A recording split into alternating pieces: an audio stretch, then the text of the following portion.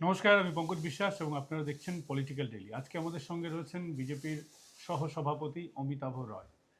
আজকে আমরা দেখলাম যে মমতা বন্দ্যোপাধ্যায় দীর্ঘদিন উনি তো বিভিন্ন রকম পলিটিক্যাল গিমিক করেন। আজকে আমরা দেখলাম আবার গিমিকের জন্য তিনি গিয়েছেন হাইকোর্টে।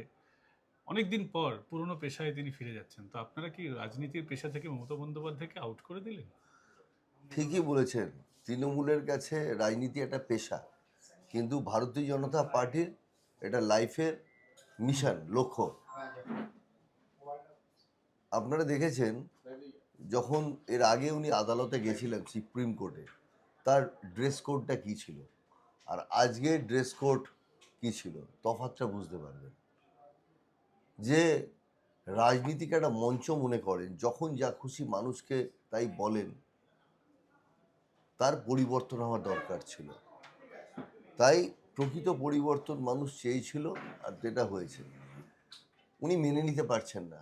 আমরা দেখেছি, দেখুন, পালাবদল হয়, এটা স্বাভাবিক, যেটা ডেমোক্রেসিতে হওয়া উচিত। উনি মেনে নিতে পারছেন না। ওনার সেই সাম্রাজ্য হারিয়ে যাবে সে বোধহয় স্বপ্নেও ভাবেনি।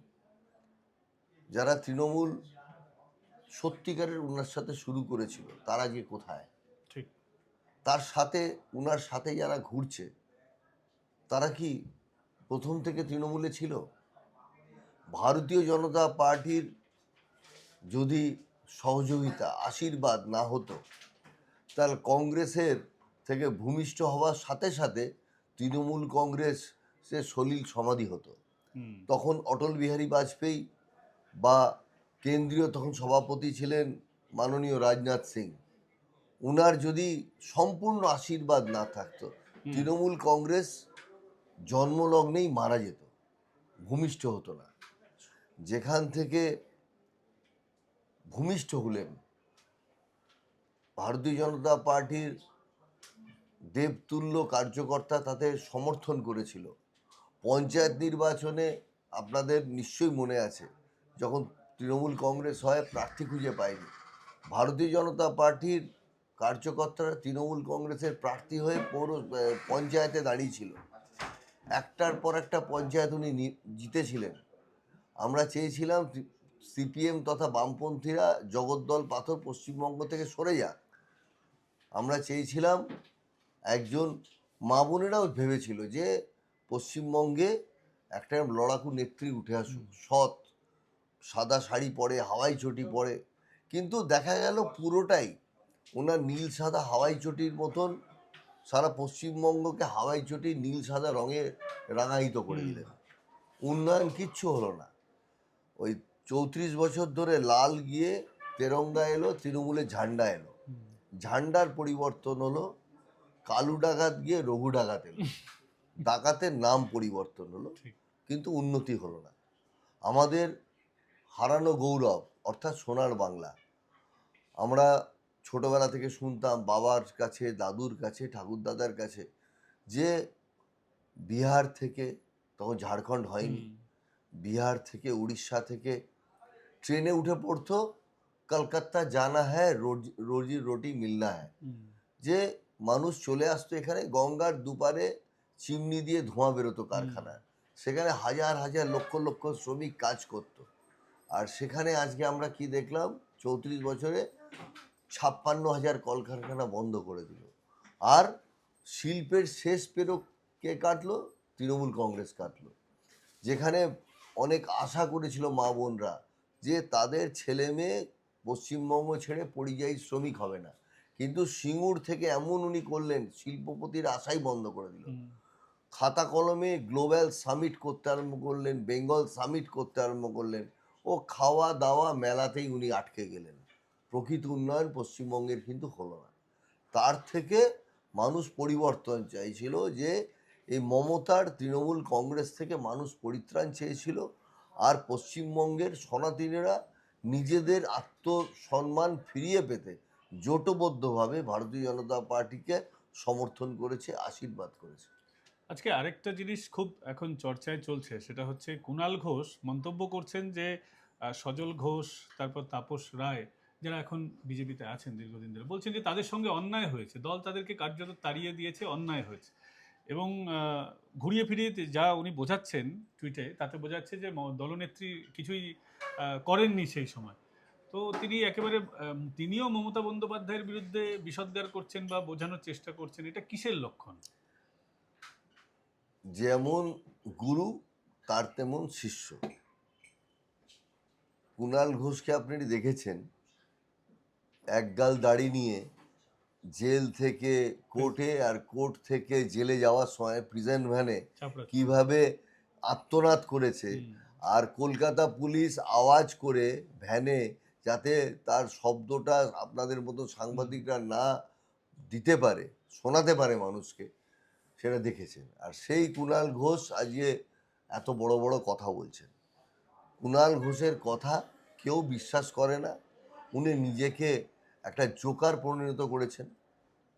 আমি এই শব্দই বলছি, কেননা মানুষ হাসে তার কথা শুনে, যে উনি লাফিং হতে পারে উনি জিতেছেন, উনি মাননীয় বিধায়ক হয়েছেন, কিন্তু বিধায়কের কতটা মর্যাদা উনি পাবেন আমার সন্দেহ আছে। যেভাবে দিনের পর দিন, ঘন্টার পর ঘন্টা ভারতীয় জনতা পার্টির কর্মীদের পার্সোনাল অ্যাটাক করে গেছেন, নোংরামি করে গেছেন। আমরা পৌরসভা ইলেকশনেও দেখেছি ওনার ভূমিকা কী ছিল। ওনার দীর্ঘদিন প্রত্যেকটা জায়গায় ওনার পদক্ষেপ আমরা দেখেছি। অতএব এই মরা কান্না এখন গিয়ে কিচ্ছু লাভ হবে না। যদি সত্যি আপনার কিছু করার থাকতো, সেই সময় আপনি ড্যামেজ কন্ট্রোল করেননি কেন? এখন তো পাঁচিল ভেঙে গেছে, এখন তো গঙ্গার জল ঢুকতে আরম্ভ করে দিয়েছে। এখন আর মরা কান্না গিয়ে লাভ নেই। মানুষের সহানুভূতি আপনি পাবেন না। মানুষ আপনার থেকে হাত সরিয়ে নিয়েছে। হিন্দিতে একটা কথা আছে, জব দেতা হ্যায় ছাপ্পড় ফাড় কে দেতা হ্যায়। ভারতবর্ষের মানুষ, পশ্চিমবঙ্গের মানুষ ভারতীয় জনতা পার্টিকে দুহাত ভরে আশীর্বাদ করেছে। অতএব ক্লিয়ার অ্যান্ড ম্যান্ডেট দিয়েছেন যে ভারতীয় জনতা পার্টি আগামী 5 বছর কেন, আগামী দীর্ঘদিন মনে রেকর্ড ভাবে পশ্চিমবঙ্গে শাসন করবে, আর আত্মমর্যাদা সোনার বাংলা ফিরিয়ে দেবে পশ্চিমবঙ্গকে। প্রায় সমস্ত বিজেপি নেতার কাছেই তৃণমূলের নেতা কর্মীরা ফোন করছেন, আপনিও নিশ্চয়ই অনেক ফোন পেয়েছেন, বিস্তারে বলার দরকার নেই। কিন্তু আপনারা কি তৃণমূলের কাউকে নেবেন? মানুষ জানতে চাইছে যে কবে থেকে, যদি কোনো ভালো মানুষ আসতে চায়, তাদের ক্ষেত্রে কি বিজেপির ব্যবস্থা থাকবে? মাননীয় আমার রাজ্য সভাপতি, রাজ্যসভার সাংসদ মাননীয় শ্রমিক ভট্টাচার্য লাউড অ্যান্ড ক্লিয়ার সবাইকে বলে দিয়েছে, ভারতীয় জনতা পার্টিতে ইলেকশনের দিন অর্থাৎ 29 তারিখ অবধি যারা ছিলেন, সে পোস্টে থাকুক আর দায়িত্বে না থাকুক, কাঁধে যার ঝান্ডা নিয়ে ভারতীয় জনতা পার্টির প্রার্থীর হয়ে লড়াই করেছে, তারাই ভারতীয় জনতা পার্টি। আমরা কিন্তু দরজা বন্ধ করে দিয়েছি। আমরা নিশ্চয়ই ঊর্ধ্বতন নেতৃত্ব চিন্তা করবে কখন কি করতে হবে। আমাদের রাজ্য নেতৃত্ব সচেতন আছেন, সর্বভারতীয় নেতৃত্ব সচেতন, ঠিক টাইমে ঠিক সিদ্ধান্ত নেবেন। এখন দরজা বন্ধ। এবং আপনারা জানেন 21 সালে যখন আমরা 77টা আসন পেয়ে স্তব্ধ হয়ে যাই, তারপর কি হয়েছিল?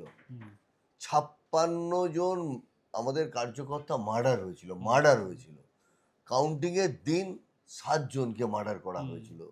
প্রকাশ্য দিবালোকে কলকাতা কর্পোরেশন এলাকায় অভিজিৎ সরকারকে মার্ডার করা হয়েছিল। হিন্দি সিনেমার কায়দায় কেবিলের তার গলায় টেনে মারা হয়েছিল। সংখ্যালঘু একজন কার্যকর্তা বারাসাতে, মোহাম্মদ আলী, তাকে রড মাথায় বেঁধে মেরে ফেলা হয় কাউন্টিং শেষ হওয়ার পরে।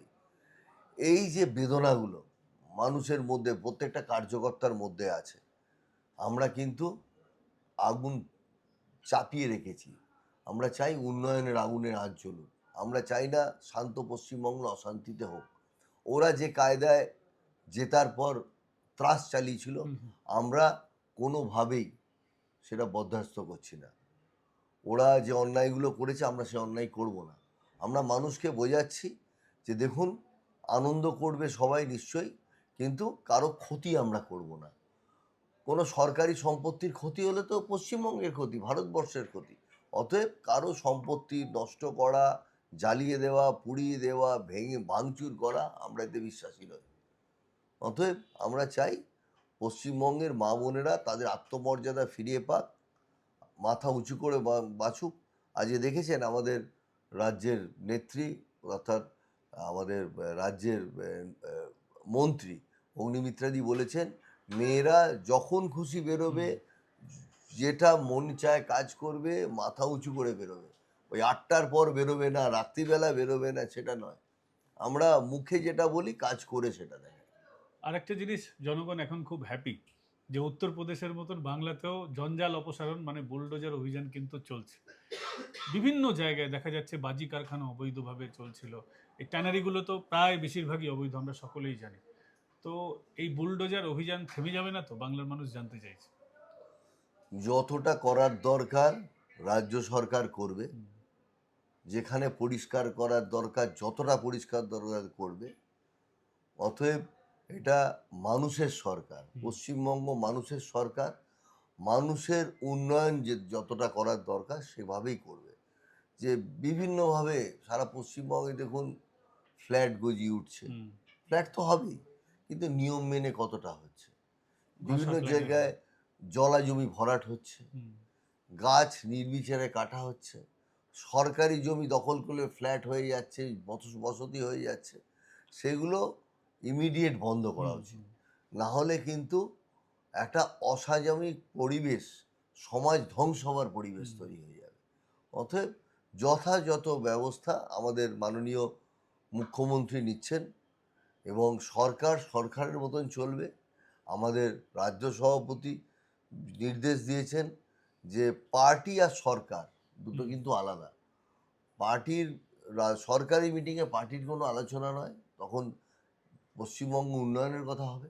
আর পার্টির যখন মিটিং হবে, পার্টির সাংগঠনিক বৈঠক হবে, দুটো পুরো আলাদা। আমরা তৃণমূলের মতন নয় যে পার্টি অফিস আর নবান্ন গুলিয়ে ফেলবো, আমরা পুরো সেপারেট দুটো রেখেছি। তৃণমূলের বেশিরভাগ নেতা যারা কাউন্সিলর, পঞ্চায়েতের বিভিন্ন দায়িত্বে ছিলেন, জেলা পরিষদ বা ত্রিস্তরীয় পঞ্চায়েতের সমিতিতে দায়িত্বে ছিলেন, অনেকেই পালিয়ে গেছেন। তো এই যে লোকাল বডিজ যেগুলো ছিল, পুরসভা, পঞ্চায়েত, জেলা পরিষদ, বেশিরভাগ জায়গায় দেখা যাচ্ছে যে কাজ এখন কার্যত হচ্ছেই না। এই বিষয়ে কি সিদ্ধান্ত রয়েছে বিজেপির বা সরকারের? দেখুন, আমরা চাই লোকাল যে বডি আছে, লোকাল নির্বাচন তো দেরি আছে, আমরা চাই লোকাল বডি যারা নির্বাচিত আছেন, প্রতিনিধি আছেন, সে পৌরসভা হোক, পঞ্চায়েত হোক, পঞ্চায়েত সমিতি হোক, জেলা পরিষদ হোক, তারা সুষ্ঠুভাবে কাজ করুক। তার মানে তাদের মনে পাপ আছে, যে নিশ্চয়ই চোর চোর ভাব আছে, একদম। তারা পালিয়ে যাচ্ছে নিজে থেকে। পালাবার, যদি আমি সঠিকভাবে কাজ করি, সিদ্ধান্ত নিই, তাহলে পালাবো কেন হবে? তখন পালাবো তো হতেই পারে, এটা ন্যাচারাল প্রসেস, এখানে কোনো ইয়ে নেই। কিন্তু তার মানে এই নয় যে আমি পালিয়ে যেতে হবে। পালাবো কেন হবে? খোদ মমতা বন্দ্যোপাধ্যায়ের বাড়ির আশেপাশে যারা বাসিন্দা আছেন তারা অভিযোগ করছেন যে বন্দ্যোপাধ্যায় পরিবার তাদের বহু জমি দখল করে রেখেছেন এবং তারা প্রমাণ দিতে রাজি। এবং ঠিক মমতা বন্দ্যোপাধ্যায়ের বাড়ি লাগোয়া যে চারতলা বাড়িটা হচ্ছে, কলকাতা পুরসভা ছাড়পত্র দেয়নি, এতটাই অনিয়ম করে কাজ হয়েছে, এবং সেটাও বন্দ্যোপাধ্যায় পরিবারেরই ওই তৈরি করা ফ্ল্যাট। তো এইগুলো কি কখনো সরকারের তরফ থেকে এগুলো কি দেখা হবে যে কোন কোন জায়গায় বললাম যে অবৈধভাবে হয়েছে? নির্দিষ্ট ডিপার্টমেন্ট আছে, অভিযোগ, লিখিত অভিযোগ পেলে, স্পেসিফিক অভিযোগ পেলে নিশ্চয়ই রাজ্য সরকার তার উপযুক্ত ব্যবস্থা নেবে। কেননা আমি তো বলছি, নিয়ম মেনে সব কাজ হবে এবং মানুষের সহযোগিতা দরকার, তাছাড়া তো উন্নয়ন করা সম্ভব নয়। একাধিক নেতা হঠাৎ করে অসুস্থ হতে শুরু করছেন। সুজিত বোস গ্রেপ্তার হওয়ার পরে রথীন ঘোষের পায়ে ব্যথা, আরেকজন কামারহাটির যিনি বিধায়ক আছেন তিনিও বেলভিউ হাসপাতালে ভর্তি হলেন, যদিও তিনি এখন বাইরে চলে এসেছেন। এই যে হঠাৎ হঠাৎ করে নেতাদের তৃণমূলের বুকে ব্যথা, পেটে ব্যথা, হাঁটুতে ব্যথা অতীতেও হয়েছিল, তো তারা কি বুঝতে পারছেন যে তাদের ভবিষ্যৎ ওই জেলের কুঠুরিতে কাটতে চলেছে? বললাম তো, খেলার মেলা করে 15 বছর কাটিয়েছে, দেখছেন না? গত দুদিন ধরে বিভিন্ন মিডিয়া দেখাচ্ছে হাওড়ার এক তৃণমূল নেতা 3,500 টাকার মাইনের চাকরি থেকে আজকে আন্ডারগ্রাউন্ড দোতলা বাড়ি, কয়েক কোটি টাকার ফার্নিচার। এটা কি সৎ উপায় হয়েছে? সৎ উপায় তো সম্ভব না। অতএব হৃদয়ে তো ব্যথা আছেই। ব্যবসা করুক, টেন্ডার করুক, চাকরি করুক, কোনো আপত্তি নেই। যদি কারোর যদি 2 নম্বর উপায় কেউ করে থাকে, তার তো ব্যথা তো লাগবেই। কেন আরাম পেয়ে পেয়ে সাধারণ মানুষের দুঃখ কষ্ট যে পায়, রোদ্দুরে চলতে গেলে রোদ্দুর লাগে, বৃষ্টি চলতে গেলে গায়ে জল লাগে, সেসব তো তারা ভুলে গেছে 15 বছরে। অতএব কি ছিল আর কি হনু, হ্যাঁ, আর এখন কি অবস্থা, হঠাৎ মনে হচ্ছে তারা মানে বাবা মা হীন হয়ে গেছেন, অরফ্যান হয়ে গেছে। অতএব চিন্তার কোনো কারণ নেই, যতই ব্যথা আর কি দেখা, আইন আইনের পথে চলবে এবং সঠিক পদক্ষেপ আদালত নেবে, রাজ্য সরকার নেবে। একদম শেষ প্রশ্ন দাদা, সেটা হচ্ছে যে বিজেপি করতে গিয়ে হাজার হাজার কর্মী বহু মামলা খেয়েছেন, এক একজন কেউ 15টা 20টা করে মামলা খেয়েছেন, 5টা 10টা মামলা তো বিজেপি কর্মীদের খুব মানে কমন ব্যাপার হয়ে গেছে। এখন সরকার বদল হয়েছে, স্বাভাবিকভাবে বিজেপি কর্মীদের আশা যে মিথ্যা মামলায় অভিযুক্ত হয়েছিলেন, দল কি কোনো সিদ্ধান্ত নেবে বা সরকারের তরফ থেকে কি কোনো সিদ্ধান্ত নেওয়া হবে? কারণ তৃণমূল যখন ক্ষমতায় এসেছিল তারা একটা রাজনৈতিক বন্দীদের প্রত্যাহার করার বিষয় করেছিল এবং যা তৃণমূলের লোকেদের অনেকটা তাতে রিলিফ হয়েছিল। বিজেপির যারা মিথ্যা মামলা খেয়েছেন তারা কি কোনো রিলিফ পেতে পারেন আগামী দিনে? কি সেটা সরকার সেটা সরকার ঠিক করবে। কেননা আমি জানি, আমি নিজেও অনেক মামলায় জড়িত আছি, মিথ্যে মামলায় প্রচুর হয়েছে। কেননা বিরোধী রাজনৈতিক দল আমরা করেছি। বিশেষ করে আমি যখন করতে আসি তখন আমরা ভাবি 1%-এর বিজেপি ছিল, লোক ব্যঙ্গ করতো আমাদের দেখে। আমার জ্যাঠামশাই পার্টিতে যখন এসছিলেন তার দেখেই আমরা এসছি। আর আমার ছেলে আজকে যুব মোর্চার লোকাল এলাকার দায়িত্ব, অর্থাৎ 3rd জেনারেশন আমরা পার্টি করছি। বিজেপি যে এসছে আজকে, হাজার হাজার কার্যকর্তা নীরবে কাজ করে গেছেন। তারা কোনোদিন প্লেনে করেও যায়নি, ফার্স্ট ক্লাসে ওঠেননি, গাড়িতে চাপেননি, ওই ট্রেনে করে, ভ্যানে করে, রিক্সায় করে গিয়ে পার্টির মিটিং করেছে, মিছিল জয়েন করেছে।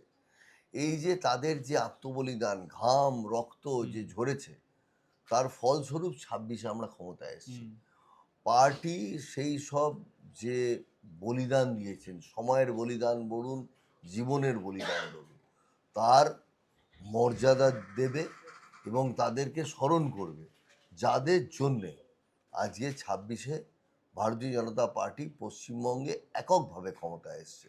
এবং পার্টি নিশ্চয়ই সরকারের সাথে কথা বলবে, যাতে এই যে হাজার হাজার লক্ষ লক্ষ মিথ্যে মামলা আছে, সে ড্রাগ কেস দিয়ে হোক আর বিভিন্ন ফলস কেস দিয়ে হোক, তাদের যাতে সত্যি সুরাহা হয় এবং সঠিক বিচার যেন সবাই পায়। অসংখ্য ধন্যবাদ দাদা এতটা সময় দেওয়ার জন্য। আমরা কথা বলছিলাম বিজেপির সহসভাপতি অমিতাভ রায়ের সঙ্গে। আপনাদের এই পর্ব কেমন লাগলো কমেন্ট করে জানাবেন, ভালো লাগলে লাইক শেয়ার এন্ড সাবস্ক্রাইব করতে বলবেন। আগামীকাল আপনাদের সঙ্গে আবার দেখা হচ্ছে।